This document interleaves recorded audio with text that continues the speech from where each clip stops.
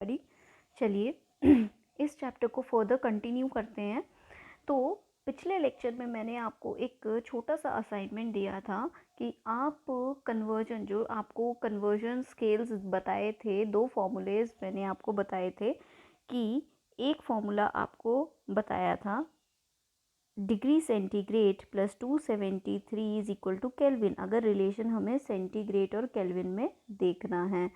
और एक मैंने आपको फ़ारेनहाइट और सेंटीग्रेड का रिलेशन जो है वो समझाया था कि वो आपके पास एक फॉर्मूला होता है 9/5 into degree centigrade plus 32 is equal two degree Fahrenheit. चलिए इन सब चीज़ों को स्टार्ट करने से पहले मैं आपको ज़रा एक छोटा सा, पिछले लेक्चर में शायद आपके उसमें मिस्टेक था वीडियो में कि मैंने शायद डिग्री यहाँ पे आपका एक डिग्री सेंटीग्रेड होता है, डिग्री फ़ारेनहाइट होता है, केल्विन कभी भी डिग्री में नहीं होता, ये याद रखना। तो प्लीज़ ये साइन केल्विन के आगे नहीं लगाना है कभी भी, ठीक है। तो डिग्री सेंटीग्रेड होगा, डिग्री फ़ारेनहाइट होगा और केल्विन अलग अपना केल्विन होगा, उस पर कोई डिग्री का निशान नहीं लगेगा, ठीक। चलिए अब देखते हैं आगे फर्दर। आपके पास क्वेश्चन नंबर 10 है, आई होप आप सब करके लेकर आए होंगे। तो 173 केल्विन आपको दिया हुआ है, आप पेपर के अंदर अटेम्प्ट कैसे करोगे वो मैंने आपको यहाँ पे लिख के बताया है। देखिए फॉर्मूला आपने लिखना ही लिखना है, कभी कभी क्या होता है कि कैलकुलेशन मिस्टेक हो जाती है बट फॉर्मूला जो है वो हमें नंबर दिलवा देता है। तो अगर दो नंबर का क्वेश्चन है तो एटलीस्ट हमें आधा या एक नंबर जो है फॉर्मूले का कभी कभी मिल जाता है, ठीक है। तो यहाँ पे हमने क्या करा, इस फॉर्मूले को लिखा, degree centigrade plus 273 is equal to kelvin, ठीक है। तो यहाँ पे केल्विन कितना दिया हुआ है, पहले के अंदर केल्विन कितना दिया हुआ है 173, तो हमने के की जगह पे 173 जो है वो पुट कर दिया। अब हमने क्या किया, डिग्री सेंटीग्रेड निकालना था तो हमें इस 273 को किधर लेके जाना है, राइट हैंड साइड। और जब हम साइड्स चेंज करते हैं तो साइंस भी क्या हो जाते हैं, चेंज हो जाते हैं, ठीक है। तो यहाँ पे आप देखिए 173 माइनस 273, तो आंसर जो है वो आपका कितना आएगा, -100 डिग्री सेंटीग्रेड, ठीक है। सेकंड 273 केल्विन, तो सिंपली फॉर्मूला यूज़ करो, मतलब लिखो फॉर्मूले को, degree centigrade plus 273 is equal to K, ठीक है। के की वैल्यू आप पुट करिए 273 और फिर डिग्री सेंटीग्रेड जो है वो आप निकाल लेंगे, ठीक। तो यहाँ पे 273 में से अगर 273 माइनस होगा तो 0 डिग्री सेंटीग्रेड होगा आंसर। थर्ड 400 केल्विन, तो 400 केल्विन यहाँ पे 400 में से आप क्या करोगे, माइनस कर दोगे 273, उसी फॉर्मूले को लिख के, इस फॉर्मूले को लिख के इसी तरह से आप कैलकुलेशन करोगे तो आंसर आपका कितना आएगा, 127 डिग्री सेंटीग्रेड, ठीक है। तो अब ये तो आपका एक क्वेश्चन था, ठीक। अब हम दूसरे क्वेश्चन को थोड़ा सा देखते हैं। तो चलिए दूसरे क्वेश्चन में आपके पास क्या था कि convert the following Celsius temperature to kelvin temperature. अब यहाँ पे भी हमसे रिलेशन क्या मांगा गया है, रिलेशन आपका C और K के बीच में ही है, तो फॉर्मूला भी आप C और K वाला ही यूज़ करोगे, ठीक है। फिर से वही फॉर्मूला यूज़ करोगे कि degree C plus 273 is equal to kelvin, but यहाँ पे हमें K की वैल्यू नहीं दी हुई है, यहाँ पे हमें क्या दिया हुआ है, C की वैल्यू दी हुई है। तो हमने क्या किया, उस C की वैल्यू पे हमने जो वैल्यू थी आपकी डिग्री C की जगह हमने लिख दिया -73, ठीक है।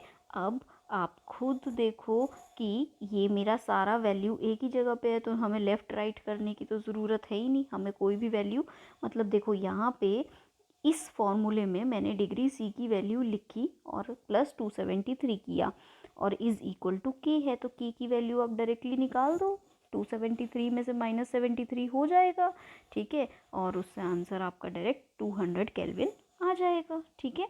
नेक्स्ट आप देखिए, तो यहाँ पे भी आपने डिग्री C की जगह -23 लिखा और आंसर क्या आ जाएगा, अगर 273 में से -25 करोगे, सॉरी 23 करोगे तो आंसर क्या आ जाएगा, 250 केल्विन। Third 100 degree centigrade. तो यहाँ पे भी अगर आप डिग्री सेंटीग्रेड की जगह पे 100 लिखोगे और उसमें 273 को 100 में ऐड करोगे तो केल्विन जो है वैल्यू क्या आएगी आपके पास, 373। ठीक है, फाइन। तो ये भी 2 क्वेश्चंस आपके असाइनमेंट में से थे। ठीक है, और ये 2 क्वेश्चंस भी आपके असाइनमेंट के मेरी साइड से कंप्लीट हो गए हैं। ठीक है, अब आगे देखते हैं इस चैप्टर के अंदर फर्दर हमको जो लेक्चर कंटिन्यू करना है हम उसकी तरफ फोकस करते हैं। इस लेक्चर को कंटिन्यू करते हैं। इसमें मैटर इन आवर सराउंडिंग में आपको मैंने कल 2 चीज़ें समझाई थी कि जब सॉलिड, देखो हम फिजिकल स्टेट के बेस पे हम मैटर की क्लासिफिकेशन को पढ़ रहे हैं इस चैप्टर के अंदर, और मैंने आपको फिजिकल स्टेट के बेस पे 3 चीज़ों में क्लासिफिकेशन समझाई थी, सॉलिड, लिक्विड एंड गैस।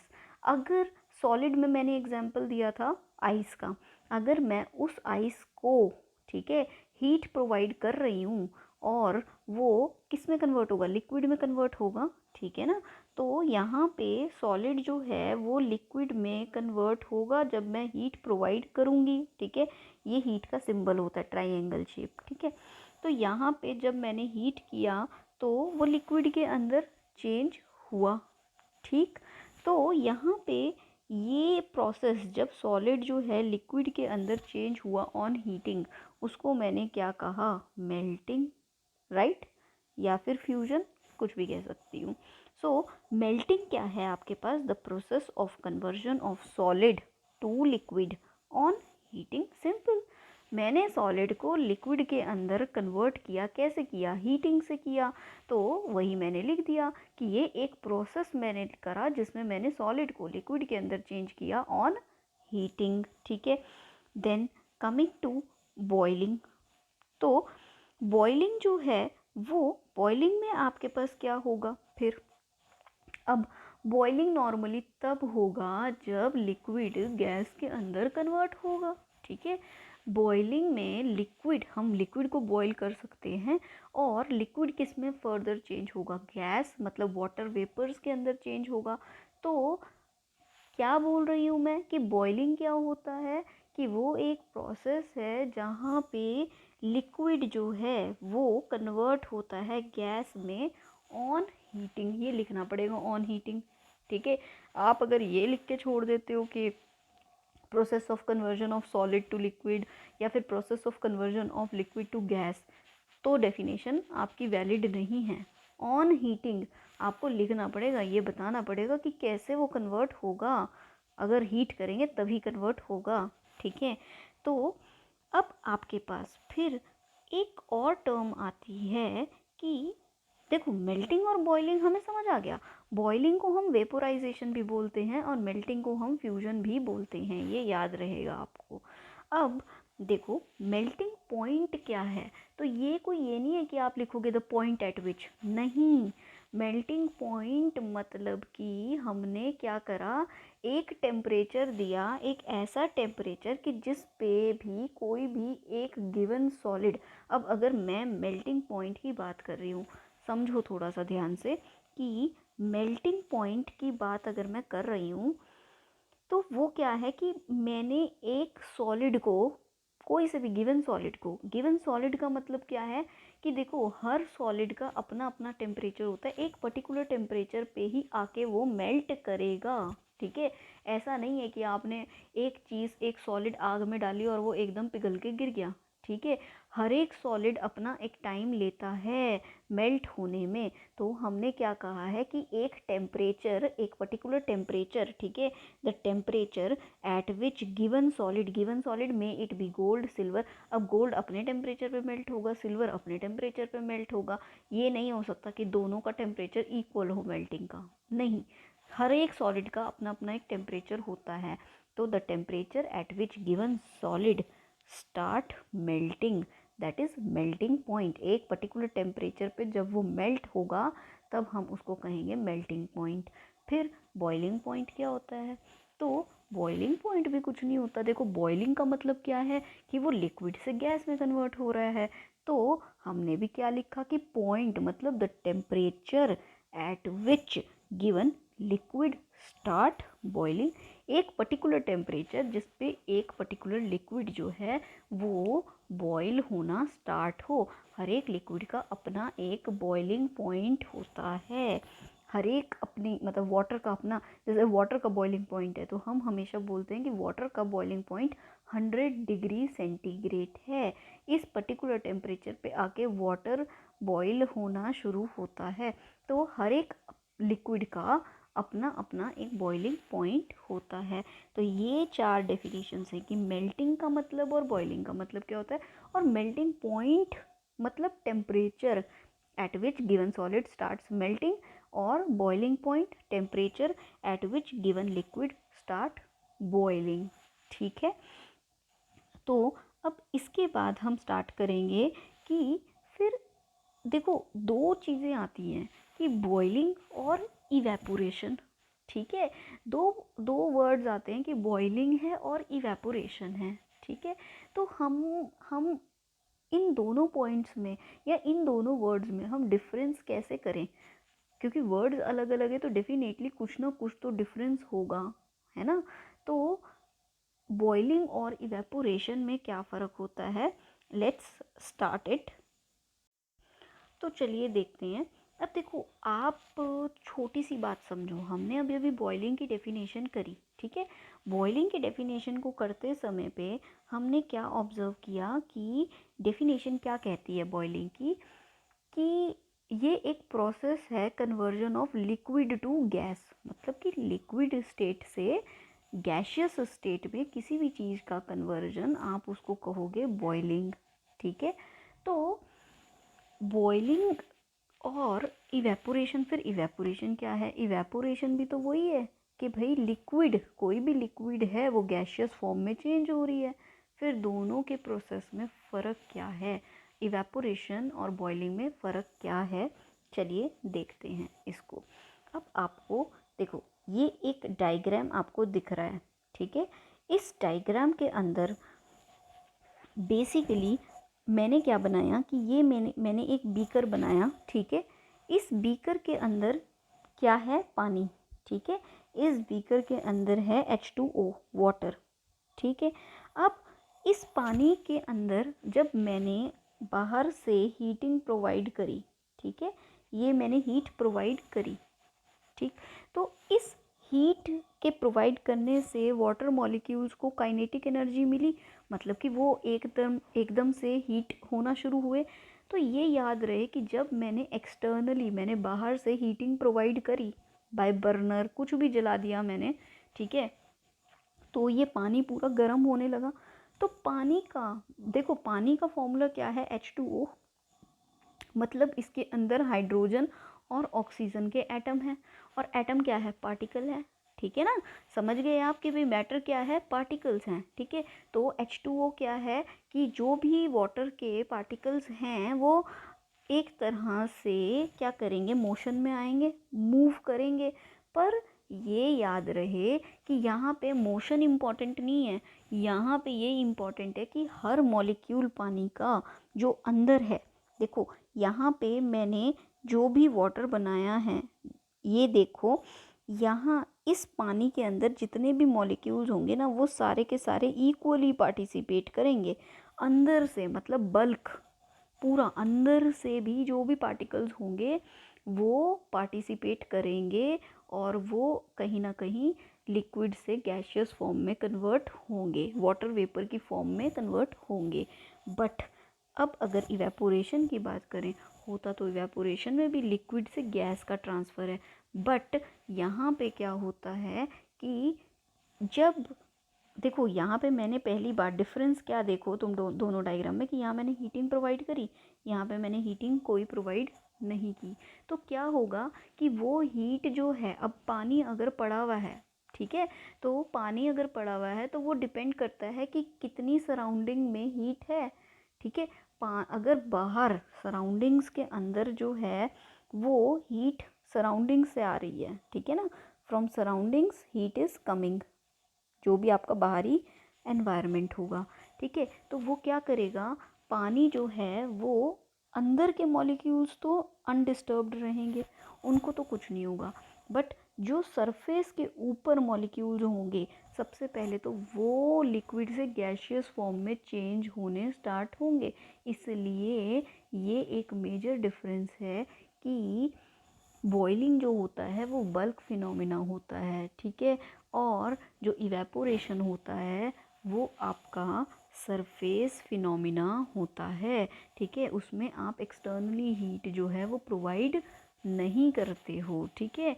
और दूसरी चीज़ कि बॉइलिंग जो है, या फिर मैं आपको बोलूँ कि इवेपोरेशन की बात करती हूँ, तो इवेपोरेशन जो है इट ऑलवेज कॉजेज कूलिंग, ठीक है। जैसे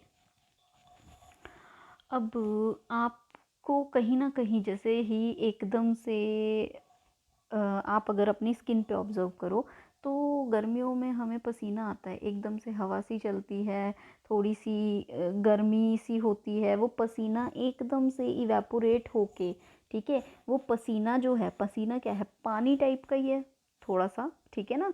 तो वो क्या है, वो एकदम से उड़ता है हमारी स्किन से, ठीक है, हमारे स्किन से वो वेपर्स की फॉर्म में निकल रहा है, तो हमारे स्किन पे ठंडक सी महसूस होती है, ठीक है। या फिर गर्मियों में हम कॉटन के कपड़े पहनते हैं, तो कॉटन के कपड़ों में ऐसा क्या है कि जो हमें ठंडक देता है, तो कॉटन जो होती है, कॉटन के कपड़े में छोटे छोटे पोर्स होते हैं, छोटे छोटे छेद होते हैं, वो छेद क्या करते हैं, वो इस पसीने को एब्जॉर्ब करते हैं और वेपर्स की फॉर्म में उड़ा देते हैं, ठीक है।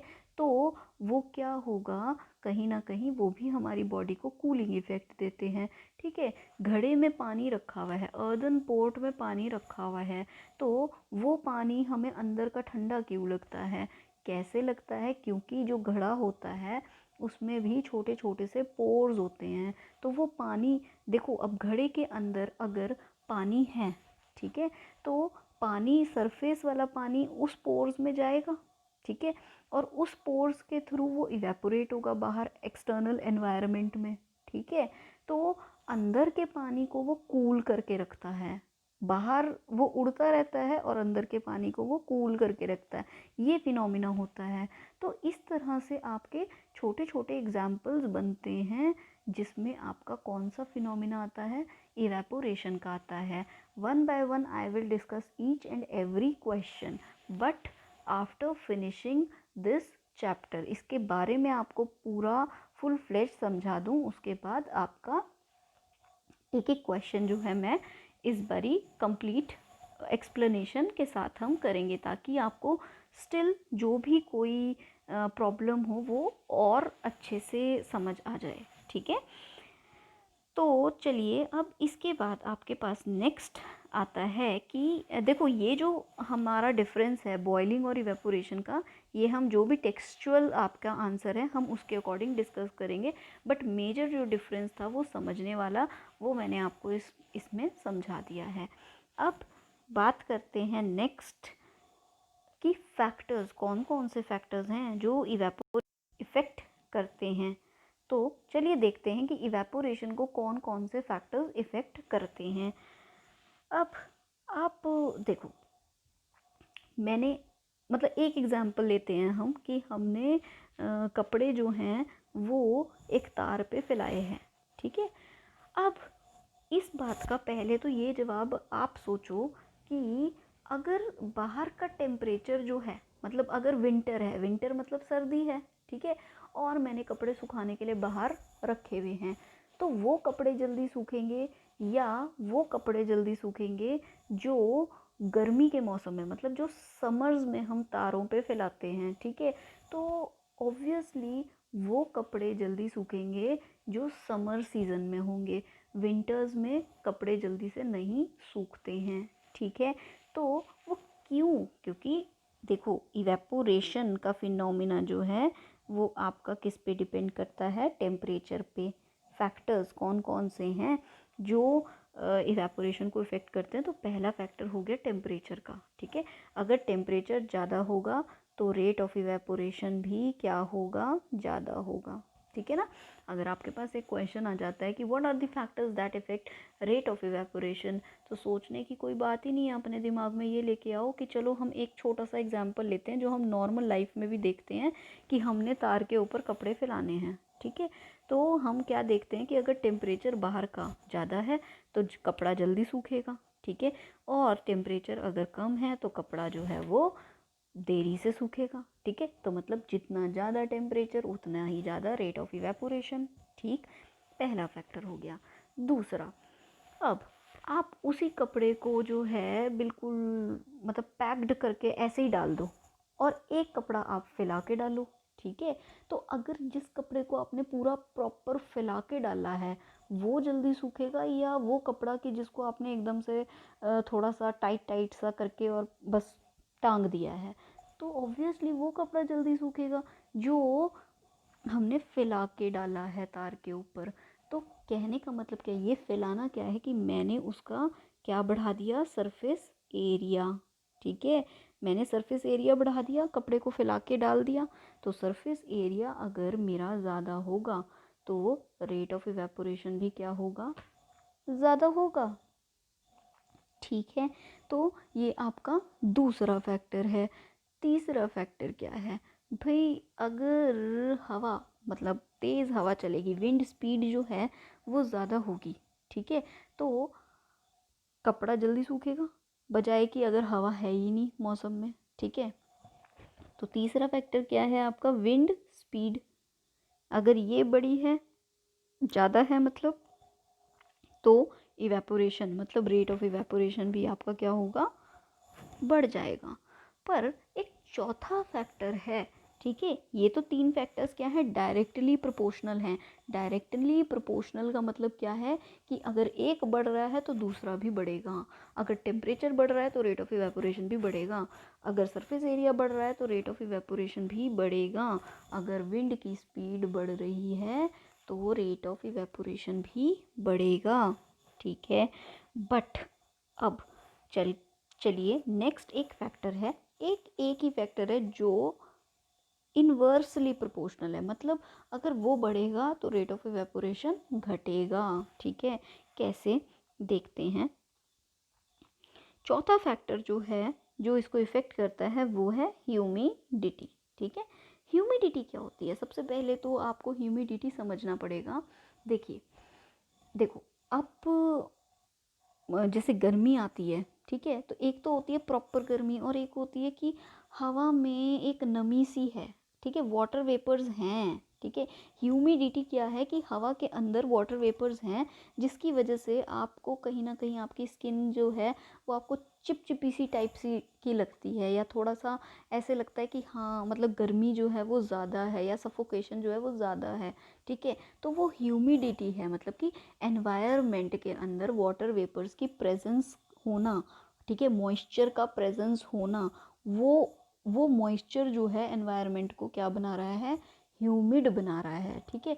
तो अब आप खुद ही समझदार हो कि अगर भाई हमने गीले कपड़े फैला रखे हैं, ठीक है, और एनवायरनमेंट में भी मॉइस्चर है, ह्यूमिडिटी है, ठीक है, तो कपड़ा जो है वो जल्दी सूखेगा या देरी में सूखेगा, देरी में ही सूखेगा ना, क्योंकि हवा ड्राई तो है नहीं, ठीक है। हवा के अंदर भी मॉइस्चर है और कपड़ों के अंदर भी मॉइस्चर है, तो मॉइस्चर में और मॉइस्चर ऐड हो रहा है तो वो देरी से सूखेगा, ठीक है, बजाय कि वो जल्दी सूखे कपड़ा। तो यहाँ पे ह्यूमिडिटी क्या है, अगर ह्यूमिडिटी एनवायरनमेंट की वो बहुत ज़्यादा है तो रेट ऑफ इवेपोरेशन आपका क्या होगा, मैं रेट ऑफ इवेपोरेशन बोल रही हूँ, मैं सिर्फ इवेपोरेशन नहीं बोल रही हूँ, ध्यान से सुनो, ठीक है। तो ह्यूमिडिटी जो है अगर बढ़ रही है तो रेट ऑफ इवेपोरेशन जो है वो कम होगा, ठीक है। आगे की जो भी जितनी भी चीज़ें हैं, देखो जो बेसिक्स हैं वो आपको समझ आने चाहिए, उसके बाद हम क्वेश्चन आंसर्स पे जाएंगे, ठीक।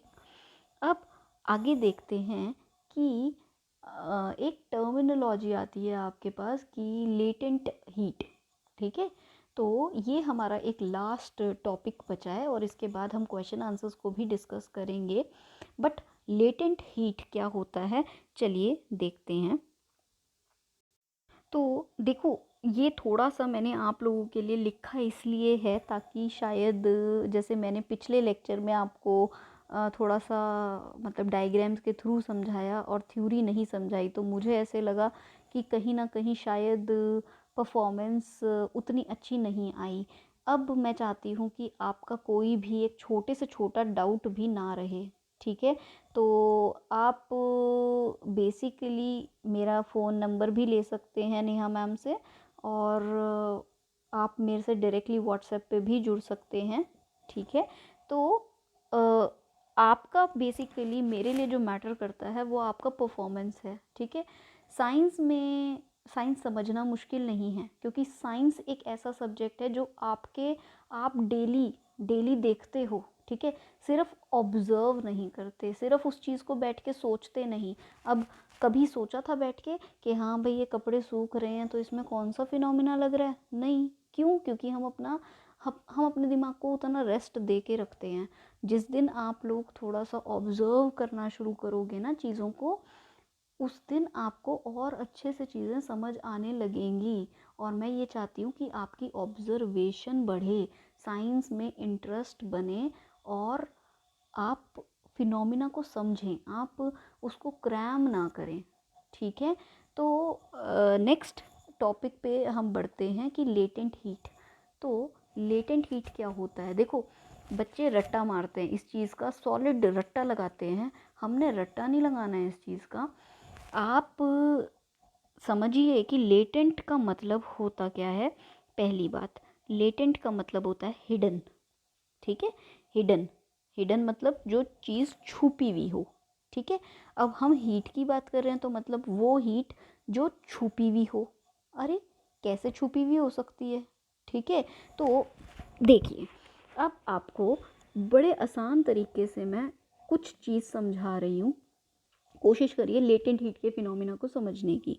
देखो, यहाँ पे आप देख रहे हो कि ये पानी जो है, ये मैंने एक बीकर लिया, ठीक है? और इसके अंदर मैंने पानी रखा, और ये जो मैंने ऊपर लगाया है ये क्या है? थर्मोमीटर, ठीक है?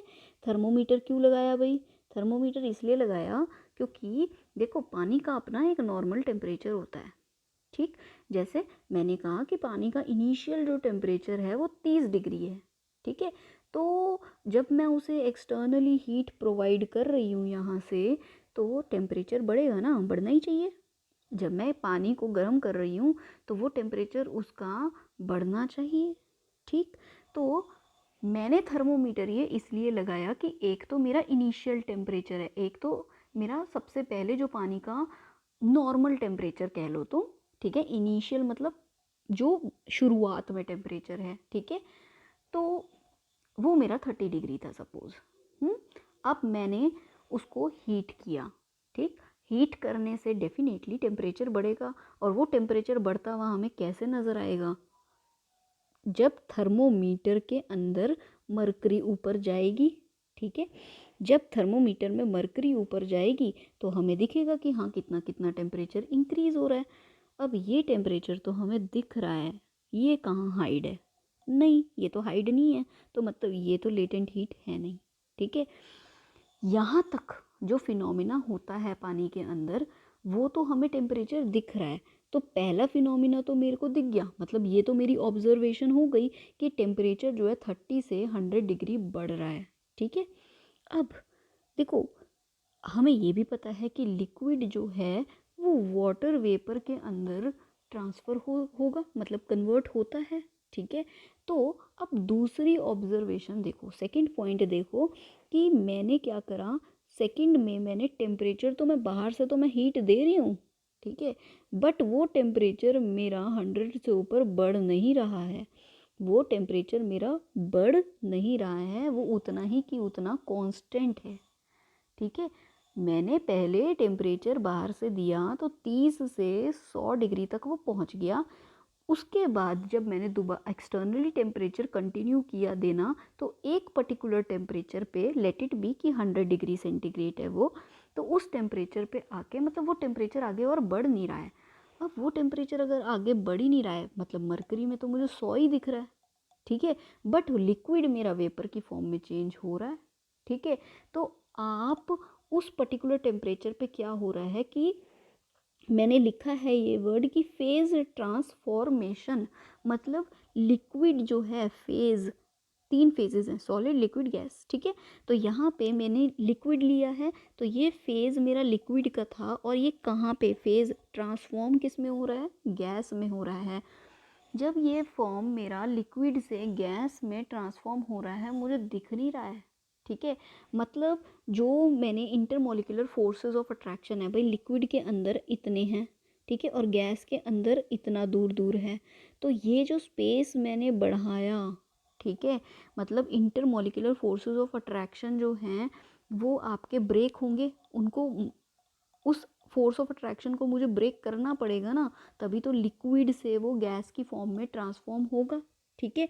तो कहीं ना कहीं वो फेज़ ट्रांसफॉर्मेशन जो है, जब लिक्विड जो है गैस की फॉर्म में ट्रांसफॉर्म होता है, वो फेज़ हमें दिखता नहीं है, क्योंकि उस फेज़ पे टेम्परेचर इंक्रीज़ नहीं होता है, फर्दर टेम्परेचर इंक्रीज़ होना बंद हो जाता है, वो हम नोटिस नहीं कर पाते। और ऐसे टेम्परेचर को, ऐसे हीट को जिसको हम नोटिस नहीं कर पाते, उसी को हम क्या कहते हैं, लेटेंट हीट, ठीक है। आई होप आपको समझ आ गया। स्टिल अगर आपका कोई भी एक डाउट हुआ लेटेंट हीट को लेके, तो please do understand it again from me, ठीक है। चलिए, अब अगर आपको ये कंसेप्ट समझ आ गया लेटेंट हीट का, तो आगे बढ़ते हैं कि लेटेंट हीट जो है वो 2 टाइप की होती है, latent heat of fusion and latent heat of vaporisation, ठीक है। तो लेटेंट हीट ऑफ फ्यूजन, देखो फिर फ्यूजन आ गया, तो फ्यूजन का मतलब क्या हुआ, मेल्टिंग, ठीक है। तो अब मेल्टिंग का मतलब क्या हो गया कि मेरा एक सॉलिड जो है वो लिक्विड में चेंज होगा, इतना तो मुझे समझ आ गया, क्योंकि फ्यूजन का मतलब मेल्टिंग होता है, और मेल्टिंग का मतलब क्या है कि सॉलिड को लिक्विड में कन्वर्ट करना है। पर यहाँ पे आपने क्या करना है कि देखो लेटेंट हीट है, तो मतलब ऑब्वियसली हीट तो चाहिए कन्वर्ट करने के लिए, कितने अमाउंट को कन्वर्ट करने के लिए चाहिए, लेट इट बी 1 kg, ठीक है। तो हमने एक डेफिनेशन बना दी कि amount of heat required to convert 1 kg of given solid into liquid completely. आप यहाँ पे कंप्लीटली भी लिख सकते हो, ठीक है, इधर आप कंप्लीटली भी लिख सकते हो, ठीक है।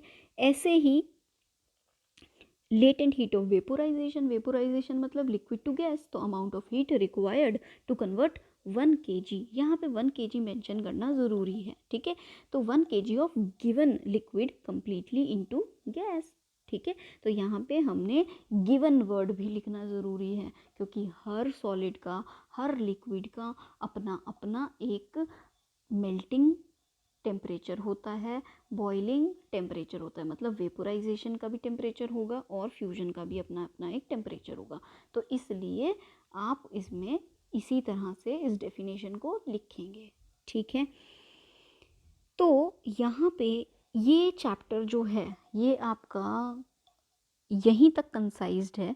अब जो क्वेश्चन आंसर्स आपके पास आते हैं वो कभी भी ऐसे नहीं आते कि डिफ़ाइन कर दो इसको, डिफरेंस ज़रूर आ सकता है इवेपोरेशन और बॉइलिंग के अंदर, बट कभी भी फिनोमिनाज डायरेक्ट नहीं आते। अब आपको जो क्वेश्चन आंसर्स आते हैं वो आपकी थिंकिंग एबिलिटी के ऊपर आते हैं, और ये थिंकिंग एबिलिटी आपकी इसलिए 9th क्लास से डेवलप कराई जाती है बिकॉज 10th के अंदर आपके सारे क्वेश्चंस जो हैं वो थिंकिंग बेस पे आते हैं कि आपकी अंडरस्टैंडिंग कितनी है, ठीक है।